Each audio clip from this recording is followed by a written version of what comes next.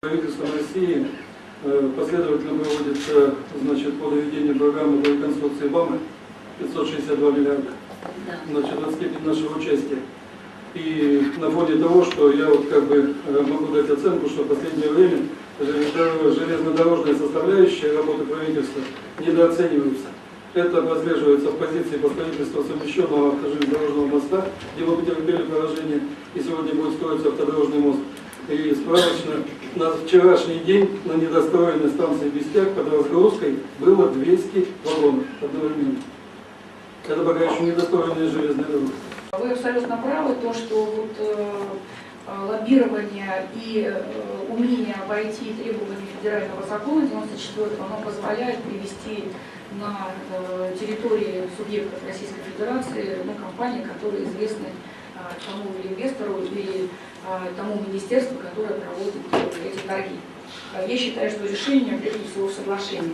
По поводу БАМ, действительно проблема существует, потому что последняя программа социально-экономического развития Дальнего Востока и Байкальского региона до 2025 года, она предполагает, и ФЦП ДВИС до 2018 года, она предполагает на ближайшее все время для реализации проектов и для развития Дальнего Востока всего лишь 1,5 триллиона рублей, и большая часть – это увеличение уставного капитала РЖД для реконструкции и строительства Транссиба.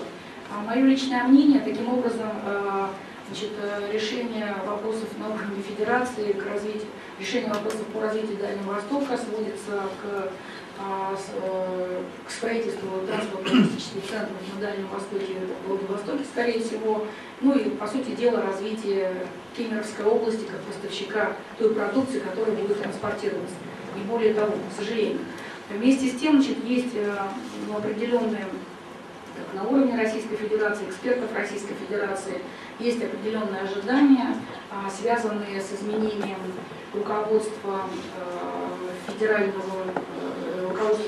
округом, и в связи с этим заявленной позиции господина Трутнева о необходимости внесения изменений в программу ДВИБР и ДВИС до 2018 года. По железнодорожному мосту, вы не задавали вопрос по поводу железной дороги в городе Иркутске.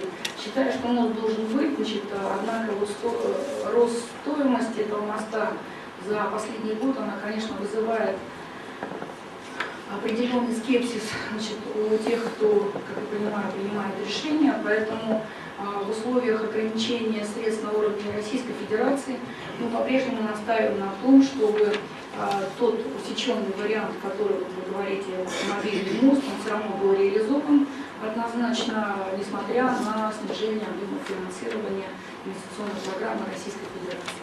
Позиция республики это по-прежнему строительство автомобильного моста с последующим вариантом и возможностью выхода на